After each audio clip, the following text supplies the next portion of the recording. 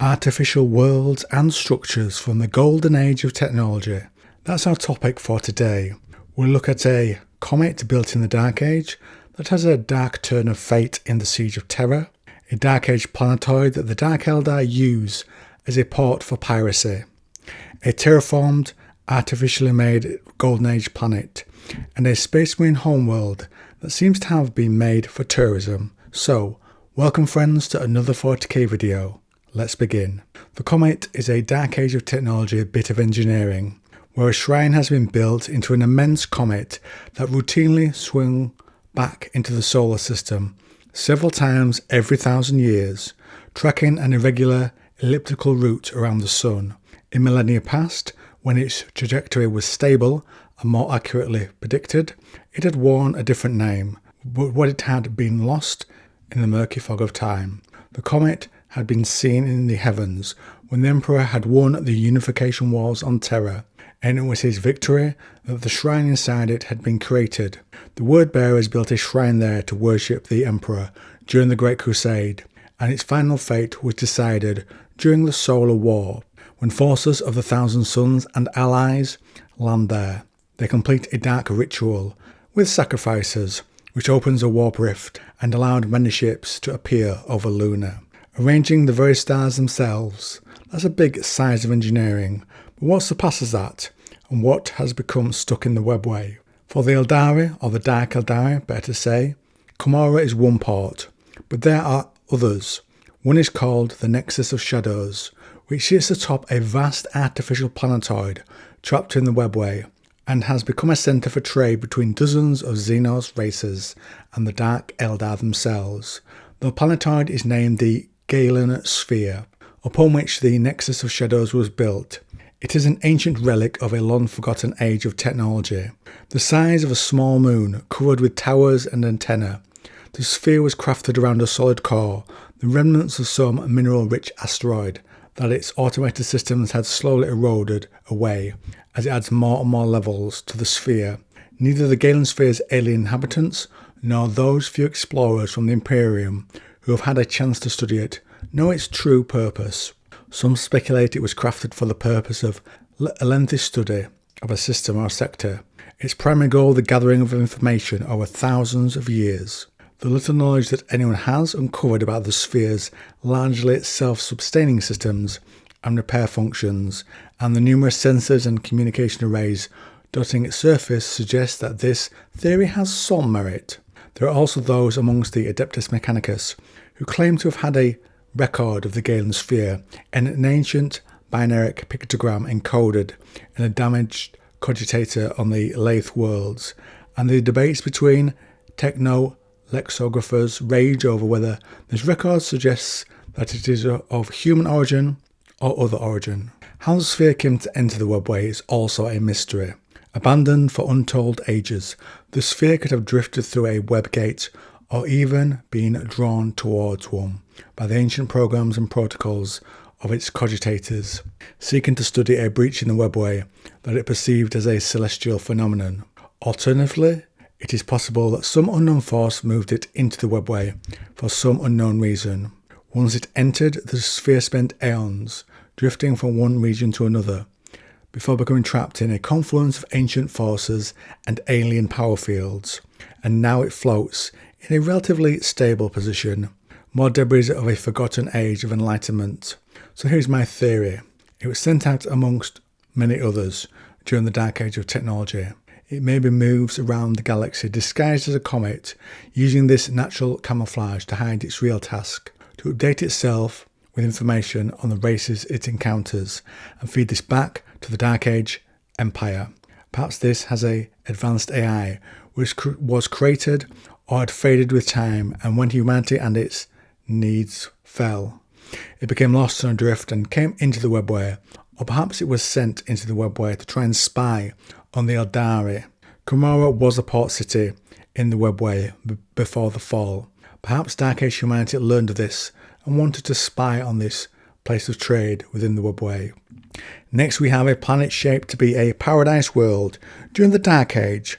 The information is some rogue trader RPG, Edge of the Abyss, and the name of this place is Nadawesh, the lone habitable planet in a small empty star system. It is a feral world in the Heathen Star region, used as a resupply port for passing void ships. It's an arid world of broad, dusty plains and simmering deserts. The world's topography is curiously uniform and is dominated not by majestic mountain ranges or vast rolling seas, but by man-made edifices. The crumbling remains of ancient hive cities, thousands of kilometres across, span the entire planet, and fully 2/3 of the land lies in the shadow of their shattered dome. The whole planet is a single landmass, punctuated here and there by deep, broad, freshwater lakes. The flora and fauna of the planet seems somehow more alive, more vibrant than that on other worlds. Indeed, the entire place has a vague and unsettlingly artificial feel to it, as if the planet was formed from the primordial mass of the universe, but built by some unseen hand. Everything seems built to please the senses, an idealized expression of stone, of wind, of beasts. For those who have explored the abandoned cities, report they are covered by massive, powerfully constructed domes, towering 3 kilometres high, built of reinforced plascrete and parchment-thin glass that is harder than diamond. The shattered domes are supported by rusted buttresses, a kilometre high, mounted in armoured bulwarks, 40 metres thick. The buildings aren't square-shouldered, unlovely things, more suited to a military base than a soaring metropolis. And indeed, they have a martial, fortress-like air about them. The few who have braved the deadly crumbling underhives report even greater discoveries. Huge, arcane arrays of machinery, vast banks of slumbering cogitator arrays, underground caverns a kilometre long that look for all the world like barracks, armouries, marshalling yards, and immense gun emplacements mounted with macro cannons large enough to hull a battleship in high orbit. Some say the underhives go on forever, that they burrow straight to the heart of Nadawesh, that every metre is packed with complex machinery, and that Nadawesh isn't even a planet at all. Along with water, there is much in the way of provender to be had. Nearly every fruit, nut or root that grows in Nadawesh is edible, and the vast herds of wild herbivore beasts, 1 million strong, wander the plains and make for excellent eating. Some voidmen have witnessed this bounty and stated that it's almost as if everything about the planet was designed with the comfort and convenience of men in mind. Fresh water, a fallen paradise world maybe, with food plenty. The sources also note, members of the Magos biologists have reported that the beasts and plants of Nadawesh possess uncommonly pure genetic codes. They seem to exhibit few of the mutations or genetic dead ends typically brought about by natural selection. A rogue trader claims to have possibly caught a glimpse of the planet's history in the capital of Nadawesh. During a tour of the city, she became separated from a guide and found herself in what she took to be a chapel. Through the walls were decorated with frescoes of people resembling the Nadaweshi performing various tasks. The fourth wall was dominated by huge murals of 4 humans, one carrying the equipment of a scientist or researcher, another armed and armoured as a warrior, the third bearing tools as if a labourer or engineer, and the last wearing finery evocative of a noble or government functionary. They were standing around a large globe that resembled Nadawesh itself. Once reunited with a native guide, he could not or would not elaborate on the meaning of the murals. So we get the sense that a group of humans, from scientists to warriors, got together and built this place to their wants, to supply food to those living in the many hive cities. We know Darkish people could reshape the surface of a world to fit their needs. There also seems to be a heavily military focus here on this planet. This is a step up from just reshaping worlds, and it's not the only world of that type. Fenris might also be made in this way, the home of the space wolves or the root.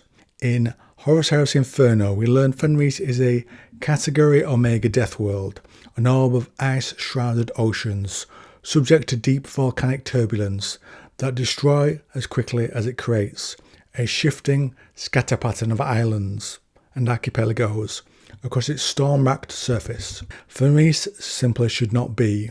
As a world, its dangerously elliptical orbit should have been its end, and have seen it long ago stripped of viable atmosphere and of anything resembling higher order life. But it is still not the case. As a world of such climatic and extreme biospheric conditions, multiple competing megafauna should not exist on Fenris, but they do.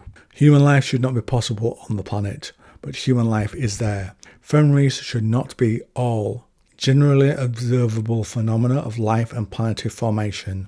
Tell us this emphatically. But Fenris does, and is deadly. And in Wolfsbane we learn why the planet is so strange. Horus speaks to the Emperor, and has just seen some space wolves and said they are primitives.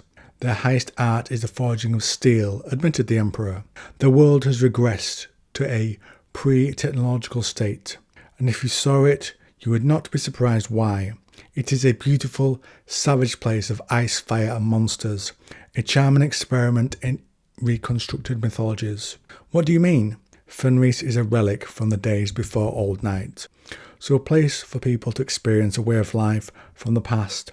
Did people during the Dark Age have many planets like this, where they can experience in a safe way what life was like during harder times? Like that classic film Westworld. We can only speculate, so what's your favourite Dark Age construct? Any you would like to have seen featured here? Let me know in the comments, and of course, if you like this video on 40k, then why not try this one? And if you want a number of videos focused on 40k, there is a playlist on the channel. One has everything, one specialises in a period that I like called the Dark Age of Technology. I also cover Trench Crusade very regularly on the channel.